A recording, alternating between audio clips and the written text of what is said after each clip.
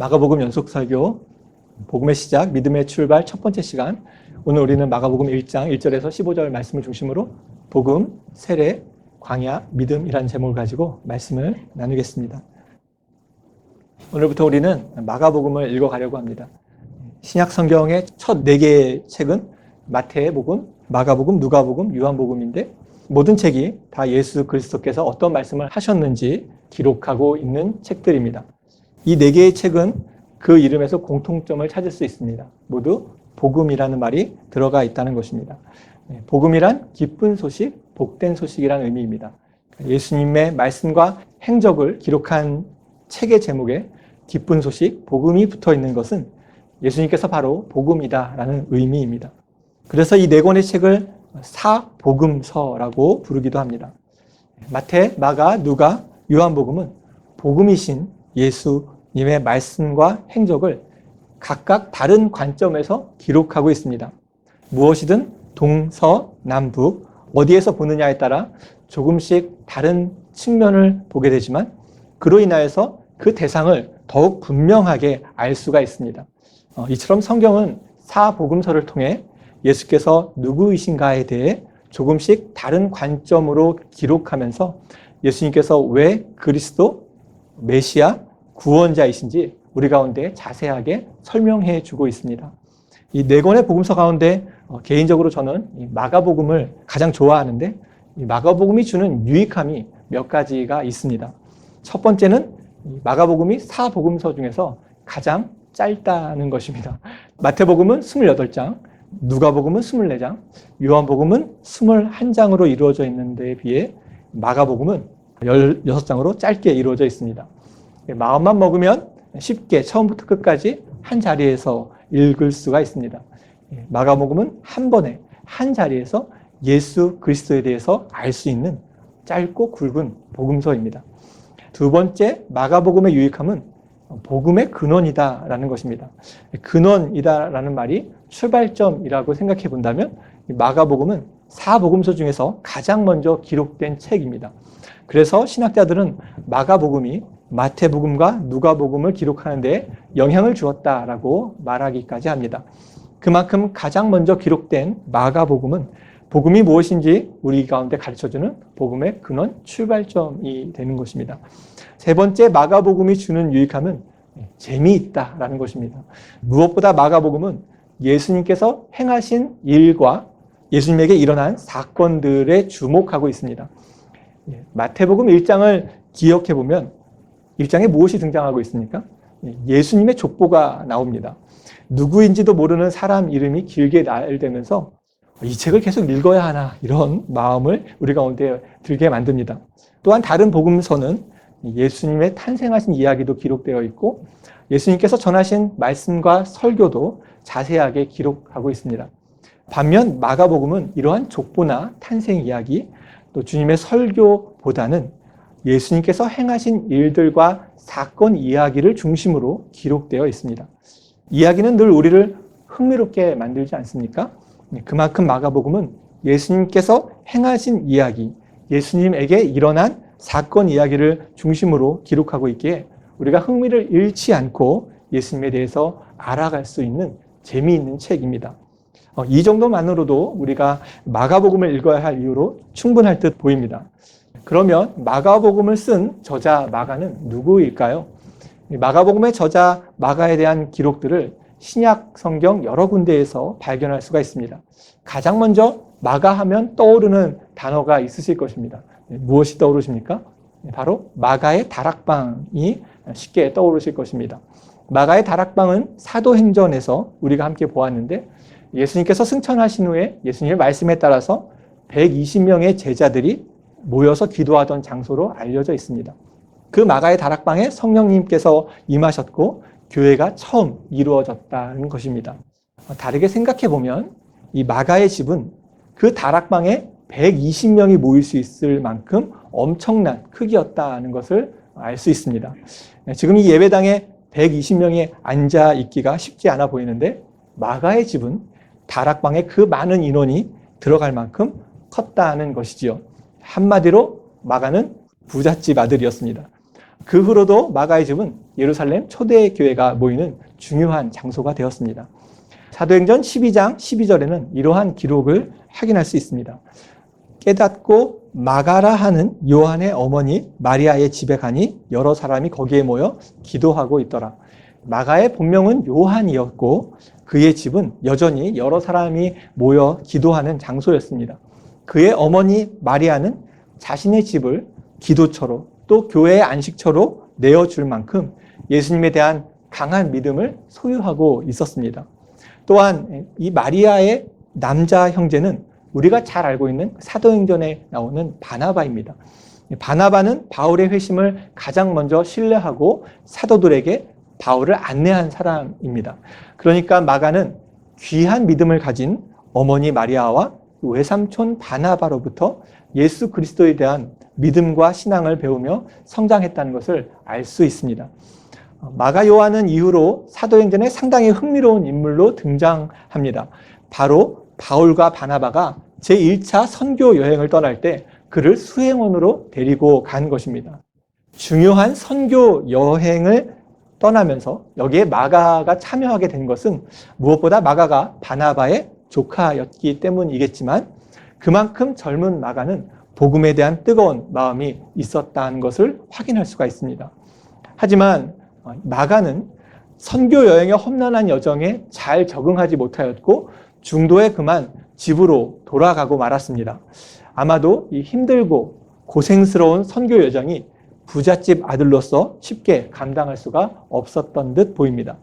그런데 마가가 선교 여행을 중도 포기한 것은 이후에 바울과 바나바가 2차 선교 여행을 떠날 때 두 사람이 갈라서는 원인이 되었습니다.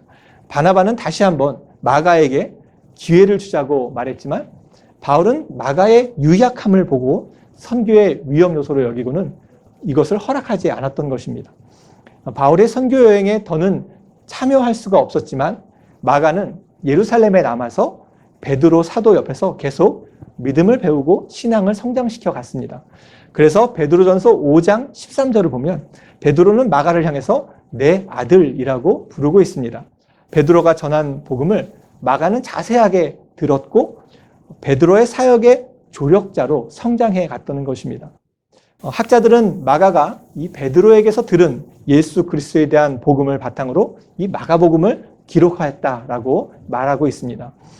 심지어 시간이 한참 흘러서 이 마가를 선교 여행에 더 이상 참여시키지 않았던 사도 바울도 그의 노년에 마가를 이렇게 부르고 있습니다.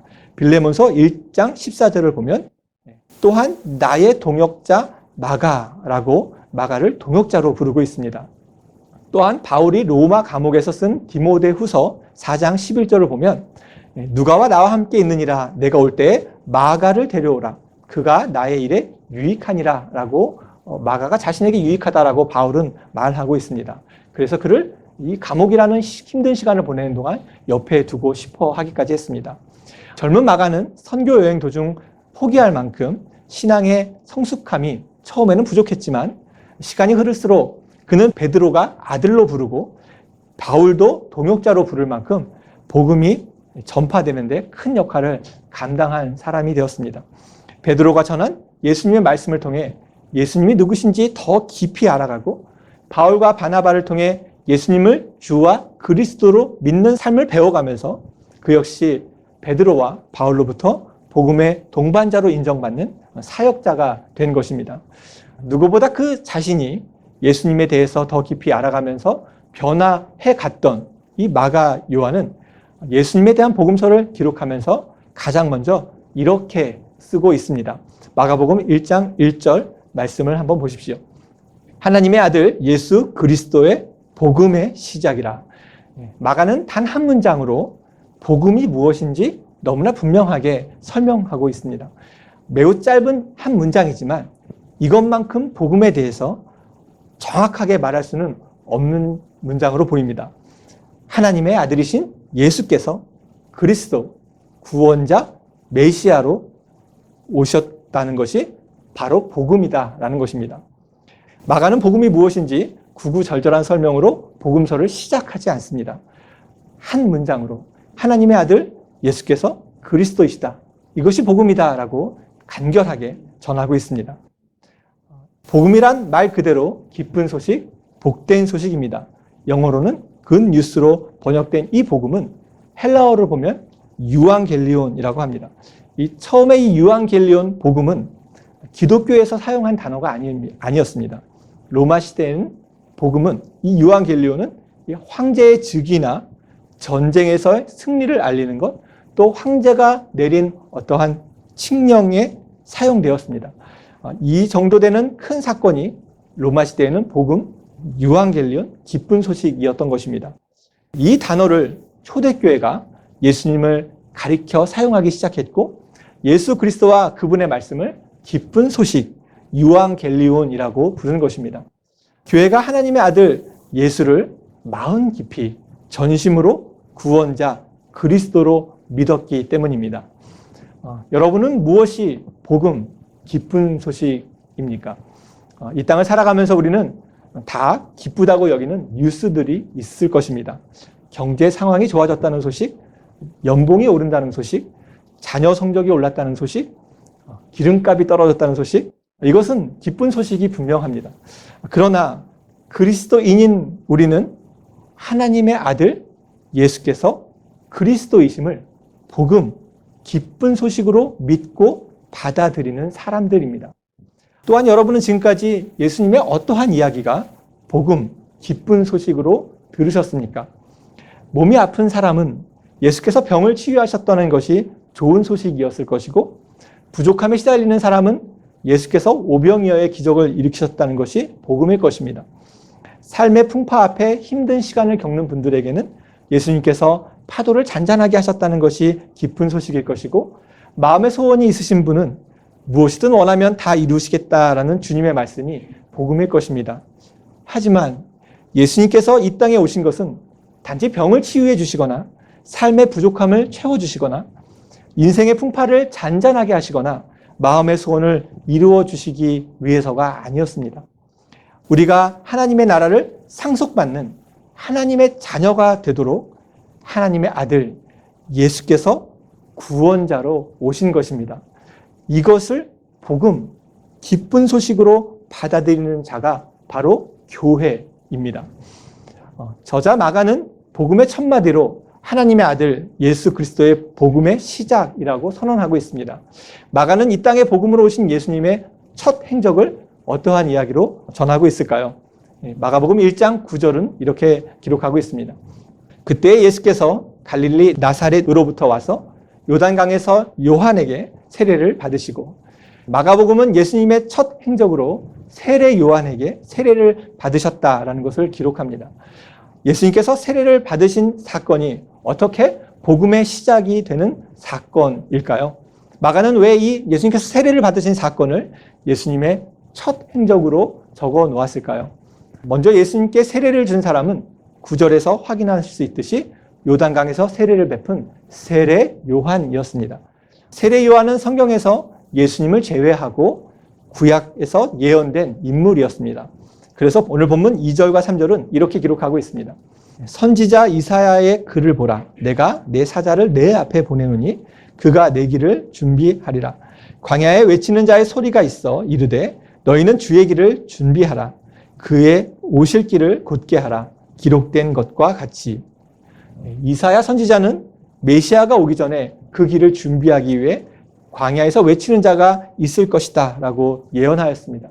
세례 요한은 자신의 사명이 그리스도가 오셨음을 알리기 위함임을, 이 이사야 선지자가 예언한 자임을 알았고 그 사명에 따라 살아갔습니다. 그는 특히 요단강에서 세례를 베풀었는데 자신이 주는 물세례의 의미를 4절에 이렇게 말하고 있습니다. 세례 요한이 광야에 이르러 죄 사함을 받게 하는 회개의 세례를 전파하니. 요한은 죄 사함을 받게 하는 회개의 세례를 주었습니다. 지금 우리는 이 기록을 덤덤하게 읽고 있지만 율법에 따르면 하나님 앞에 죄를 용서받는 일은 오직 성전에서 드리는 제사를 통해서만 가능했습니다. 신약 시대에도 성전이 있었고 그곳에서 제사가 이루어지고 있었으므로 죄 사함과 회개를 위해서는 성전을 찾아가야 했고 성전에서 제사를 드려야만 했습니다. 그러니까 세례 요한이 요단강에서 물로 세례를 주면서 죄를 용서하는 회개의 세례를 준 것은 율법에 따르지 않는 매우 파격적인 행동이었다는 것입니다. 놀라운 것은 세례 요한에게 온 유대 지방과 예루살렘 사람이 다 나왔고 그 앞에서 자기 죄를 자복하고 세례를 받았다는 것입니다. 광야에서 낙타 털 옷을 입고 메뚜기와 석청을 먹으며 살던 그 세례 요한의 삶과 가르침이 그만큼 유대인들에게 유대 사회에 큰 영향을 주고 있었던 것입니다. 세례 요한은 자신에게 메시아의 오심을 준비하는 사명이 주어졌음을 잘 알고 있었습니다. 그래서 요한은 다른 메시지를 전한 것이 아니라 바로 이런 메시지를 전하였습니다. 오늘 보면 7절과 8절 말씀을 보십시오. 그가 전파하여 이르되 나보다 능력 많으신 이가 내 뒤에 오시나니 나는 굽혀 그의 신발끈을 풀기도 감당하지 못하겠노라. 나는 너희에게 물로 세례를 베풀었거니와 그는 너희에게 성령으로 세례를 베푸시리라. 자신보다 더 능력 많으신 이가 오신다. 자신은 물로 세례를 주지만 그는 성령으로 세례를 베풀 것이다. 이것이 세례 요한의 메시지였습니다. 요한의 물 세례는 회개하는 세례였지만 그 물로 세례를 받는다고 해서 하나님의 자녀, 하나님의 사람으로 살게 하는 능력을 받는 것은 아니었습니다. 그러나 그리스도로 오신 예수님의 세례는 성령을 부어주시는 세례이고 그 성령의 세례를 받는 자만이 하나님의 자녀가 되고 하나님의 사람으로 살아가는 능력이 생긴다라는 것입니다. 아마 이 자리에 있는 대부분은 세례를 받으셨을 것입니다. 교회 앞에서 세례를 받으면서 예수님을 구원자와 내 삶의 주라고 입으로 고백하셨을 것입니다. 하지만 그렇게 물로 세례를 받고 입으로 고백했어도 예수님을 진정한 주와 그리스도로 받아들이고 그 말씀에 따라 살아가는 변화가 일어나지 않는 것은 내가 성령으로 세례를 받지 못했기 때문입니다. 우리가 누군가를 사랑하면 그 사랑하는 사람이 원하는 대로 나를 변화시키려고 애를 씁니다.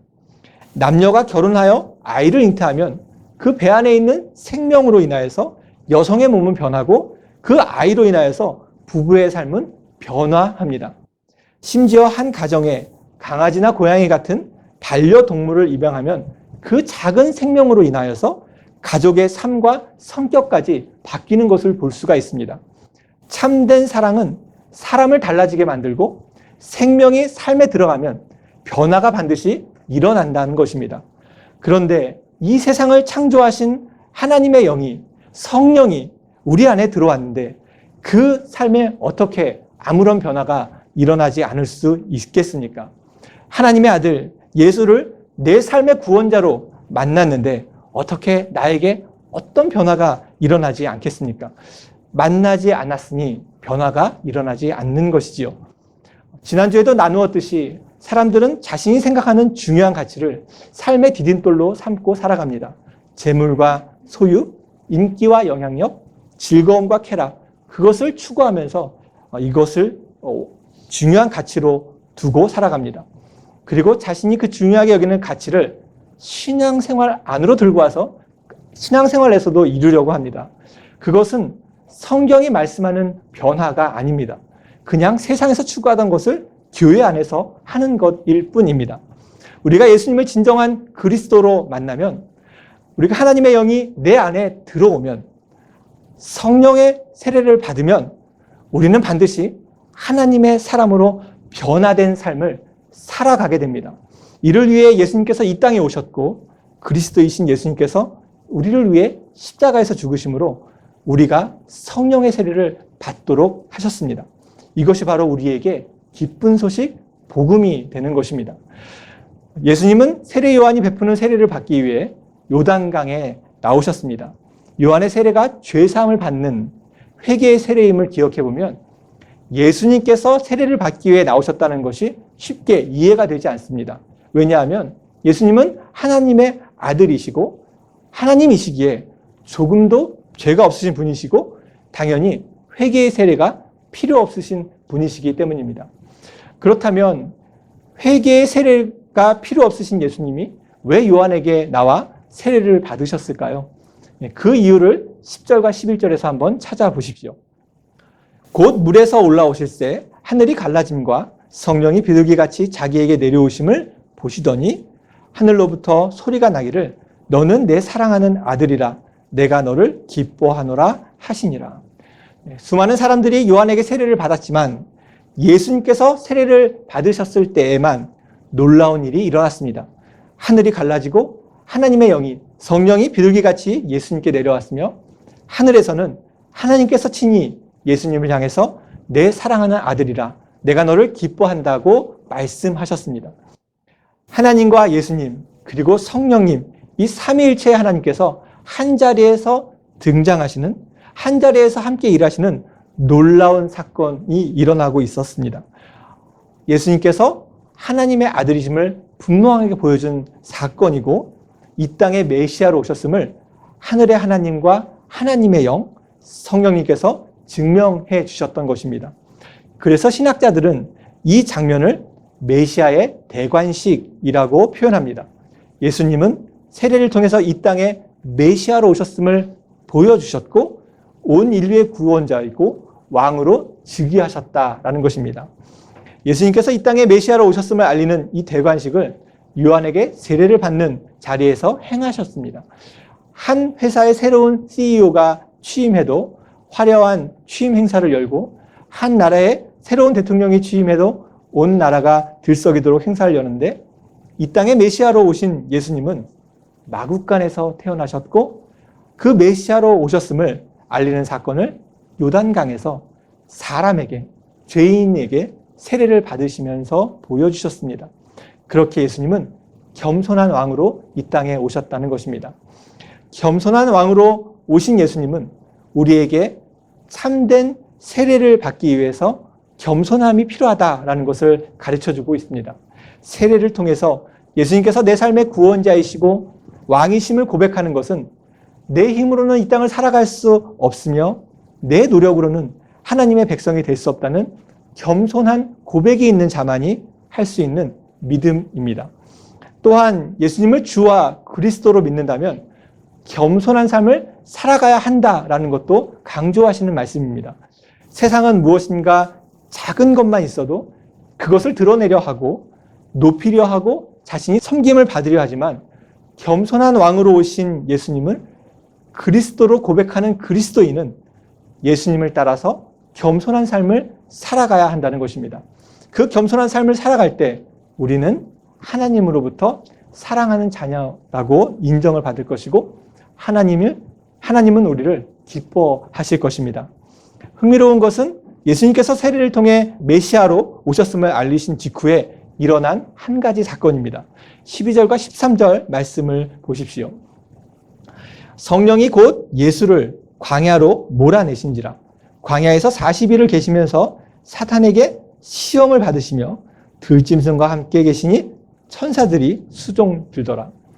예수님께서 공생애를 시작하셨는데 그 다음에 일어난 일은 광야로 가셨다는 것입니다.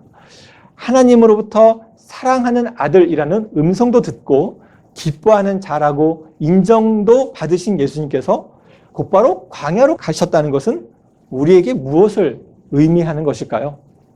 여러분, 광야는 어떠한 곳입니까? 히즈웰이라는 복음성가 가수가 광야를 지나며라는 찬양을 불렀는데 이 찬양의 가사는 광야가 어떤 곳인지 우리에게 잘 알려주고 있습니다. 이러한 가사입니다. 주님만 내 도움이 되시고 주님만 내 빛이 되시는 주님만 내 친구 되시는 광야, 주님 손 놓고는 단 하루도 살 수 없는 곳, 광야에 서 있네. 주님만을 의지할 수밖에 없는 곳, 주님만이 도움이시고 빛이시며 주님 없이는 단 하루도 살 수 없는 곳이 바로 광야입니다. 그 광야에 서 있어야만 주님께서 모든 것을 공급하시는 분이시다라는 것을 알 수 있게 되는 것이고 다른 것을 세상의 가치들을 의지하지 않고 주님만을 의지하며 살아가게 된다는 것입니다. 예수님께서 공생애를 시작하시자마자 곧바로 광야로 가셨다는 것은 우리의 가운데 믿음을 가지고 살아가는 것이 광야 위에 살아가는 삶이라는 것을 가르쳐주고 있습니다. 하나님의 자녀가 되는 것은 내가 원하는 대로 다 이루어지는 삶이나 화려한 궁전의 삶을 살아가는 것이 아니라 하나님만을 의지할 수밖에 없는 삶, 하나님만이 도움이시고 하나님 없이는 단 하루도 살 수 없는 삶을 살아가는 것입니다. 하나님의 자녀가 된다는 것은 하나님만을 붙들고 의지하며 살아야 하는 삶이 시작되는 것입니다. 하나님만 의지하고 살아가는 존재가 되도록 하나님은 우리 안에 있는 우상들, 우리가 붙들고 살아가는 세상의 가치들, 우리가 의지하는 인생의 디딤돌을 하나씩 하나씩 다 들춰내실 것입니다. 재물과 소유든 권력과 인기든 즐거움과 쾌락이든 우리가 쫓던 그 우상들을 다 알아가고 그것을 포기할 때 비로소 우리는 주님만을 의지하는 하나님의 자녀가 될 수 있기 때문입니다. 아무것도 없고 끝이라고 느끼는 그곳에서 주님을 만나고 주님이 공급하시는 일용할 양식을 누리며 우리의 옷과 신발이 해지지 않도록 도우시는 주님을 경험하는 삶, 그것이 바로 믿음의 길입니다. 믿음의 길이 때로는 우리를 아프게 하고 힘들게 하고 버겁게 하더라도 그 광야에서만 우리가 주님을 만나게 되고 그 광야에서만 우리는 주님을 의지할 수 있으며 그 광야에서만 우리는 주님과 더 친밀해질 수 있게 그 끝에 우리는 광야도 축복이다라고 고백할 수 있는 것입니다. 마가는 광야에서 돌아오신 예수님께서 전하신 첫 번째 메시지를 기록해 놓고 있습니다. 메시아로서 예수님은 어떠한 메시지를 가장 먼저 말씀하셨을까요? 오늘 본문 14절 15절은 이렇게 전합니다. 요한이 잡힌 후 예수께서 갈릴리에 오셔서 하나님의 복음을 전파하여 이르시되 때가 찼고 하나님의 나라가 가까이 왔으니 회개하고 복음을 믿으라 하시더라. 회개하고 복음을 믿으라. 예수님은 복음을 믿으라고 믿음을 요구하십니다. 믿어달라라고 호소하시지도 않고 믿어볼래라고 권유하시지도 않으십니다. 복음을 믿으라고 우리에게 명령하고 계십니다. 예수님의 이 명령을 따라서 복음을 믿느냐, 믿지 않느냐, 예수님께서 진정한 기쁜 소식이냐, 아니냐를 선택할 때 그 선택에 따라서 우리의 삶은 전혀 다른 모습이 될 것입니다. 하나님의 아들이신 예수님께서 메시아이심을 복음, 기쁜 소식임을 믿는가, 안 믿는가에 따라 인생은 방향이 완전히 달라진다는 것입니다. 우리가 복음을 믿는다면 우리 안에는 내 안에 쌓여있는 우상들을 내려놓는 회개가 일어날 것입니다. 우리가 복음을 믿는다면 우리는 하루하루 주님의 겸손함을 닮아가게 될 것입니다. 우리가 복음을 믿는다면 내 안에 모든 욕망을 과감하게 내려놓고 주님만을 의지해야 하는 그 광야의 삶에 거침없이 나아가게 될 것입니다. 예수님이 그리스도이시라는 복음을 진정으로 믿는가, 믿지 않는가에 따라 삶의 방향은 세상의 것과 완전히 달라질 것입니다. 여러분은 복음을 믿으십니까? 그렇다면 주님의 손만을 붙들고 의지하며 살아가십시오. 더는 세상의 가치들을 추구하지 않고 내 안에 모든 우상들을 내려놓는 회개의 삶으로 내가 복음을 믿는다는 것을 증명하십시오. 회개의 삶은 일회성 이벤트가 아닙니다. 이 땅을 살아가는 동안 계속해서 우리는 예수님만이 나를 구원하신 참된 구세주, 주인 되시고 왕이시라는 것을 날마다 증명하며 살아가야 합니다. 주님의 첫 번째 말씀에 따라 회개하고 복음을 믿는 우리 모두는 그 복음에 맞게 예수님만을 기뻐하고 의지하며 사랑하는 삶을 살아가시기를 축원합니다. 복음을 믿는 우리를 주님께서 기뻐하셔서 사랑하는 자녀라는 주의 음성이 날마다 우리 마음에 들려오고 우리의 삶을 하나님 나라로 만들어 주시기를 주님의 이름으로 축원합니다.